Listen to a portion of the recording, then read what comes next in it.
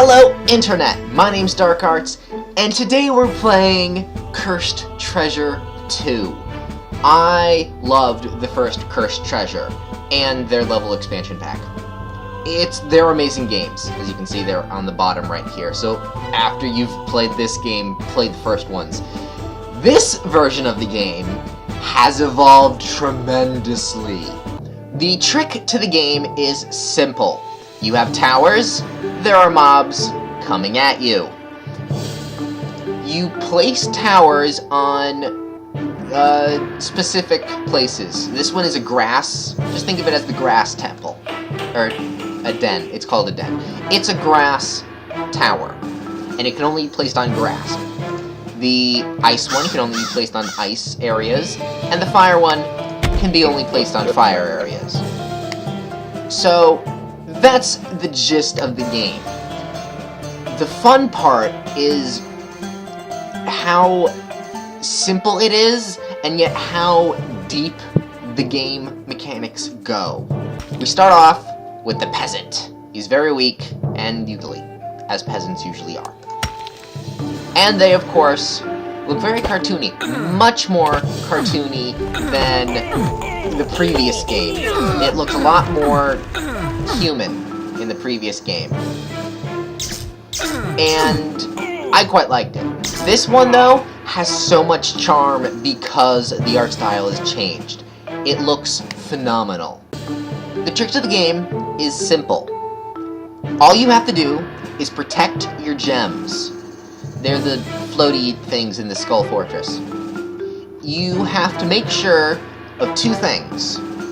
One is you have to make sure none of these guys get to your gems.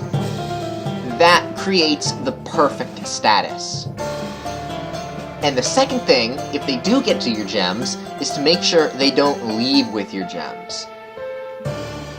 All of it is... you have to play very strategically in that sense. See, right now, people have gotten past me, so I'm going to place that and make sure they don't touch my gems. New guy, a guard, is protected, well, better protected, better speed, average speed. Alright, so he's a tier up. Excellent. So, if they're tiered up, I should probably tier up. We're going to upgrade towers, and the further you go in the game, you'll get better unlocks, better... I want to say... you can change how your tower attacks into two different ways. And it's greatly needed. We have now the blacksmith. He's got a lot of health. At the end of every mission, and there are a lot of missions, you will fight the brute, the boss of the entire mission. And you have to make sure that he's dead, because he will come back at you. Or I think he will come back at you. He came back last time in the previous game, so I think he would. I mean, I'm trying not to. But either way, we're gonna have to upgrade that. But right now, let's use a spell. That definitely helped. Hopefully he'll die before, you know... oh yeah, he's definitely gonna die. But you also get mana. You get gold and you get mana. And these are the two things you need. Gold gets your towers, mana gets your spells. And there's a lot to think about. And here is the end part. It's simple. You have how much you've done, the champions, that's the guy at the end, and you get a rank every time you beat a level. I got a great one. I got 2 stars, great, because I didn't protect my gems well enough. They took a gem, but they didn't take it out of the level. If they take it out of the level, you get only 1 star, and if they take all of them, you basically fail. If I can get a perfect one if none of the creatures get to the area of the gems. And it's really good. It's hard, but the more you play, the easier it is, because you get to upgrade your skills. You saw experience. We get experience from everything that you kill, every time you beat a mission, how well you did, you get experience. It's a little like Borderlands, where you have the 3 tiers of upgrades. You got the wooden, the ice, and the fire, or orc, undead, demon. It makes more sense if you actually read the descriptions of your towers, which you can in the encyclopedia. That's a new feature. I really like it. So, we'll start with the upgrade. We're gonna have one more upgrade on that, and we're gonna make 2 gold less cheaper, because that'll work. And I don't remember. I think that in the last game you couldn't, like, take away and or degrade your buffs, but in this one you can. And that's actually quite happily needed. So here is the map. It's a huge map. Each little area you see this one and this one, that is 3. 3 missions in each area. And after you've defeated each of the 3 areas, you get to unlock another area, which is wonderful. It just progresses, and you see so much stuff. But also, you get to unlock a different mode, and I'll show you that later. Let's go into a little bit of more mechanical things that is really awesome. We have gotten a new spell, Cut Out. It is a very needed spell. The trick to this spell, well, let's do the spell after.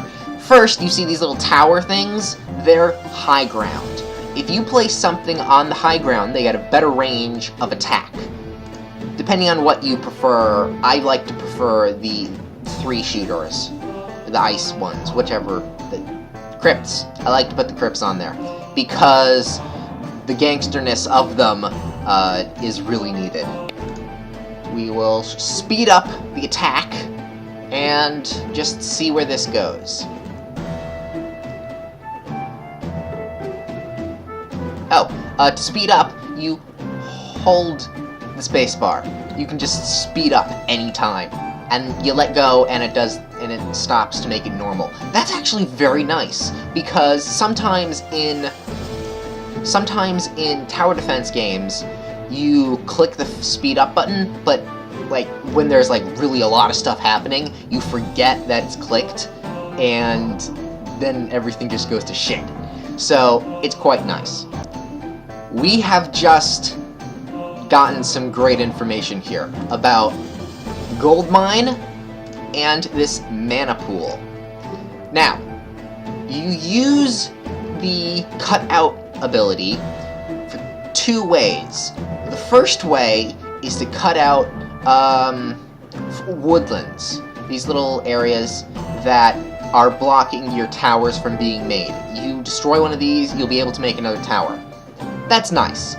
But the really good feature that has been upgraded in this game is that if you use them on structures, we'll use them on the mana pool, if you use them on structures, it weakens the structures. And once it's completely weakened, you will get that structure. You will obtain it and you will get its power. That is a new feature. The first one had spells that let you do that, but this gives you a little bit more incentive to actually strategize. So we're gonna get the mana pool first, because I need my mana up fast so I can get the gold mine fast. And let's upgrade that for now. We now have stuff on the ground. All you have to do is click it to get it. It's simple. There are money, mana, there are upgrades to get more of all of that. Speaking of mana, boom! It's mine now! And I get 1 mana per tick. New enemy. Okay. His special abilities is he has a better armor, but once that armor is gone, he gets faster. He changes into that one night game, really old. I can't remember what that was. But when he got hit, he only had 2 hit points, and if he got hit once, his armor would go away, and then at the second hit, he'd die. That's an old game. That's an old game reference. So now we have a tower upgradable to the 3rd time. This one is locked because we haven't progressed far enough into the game. The further you go, the more unlocks you get.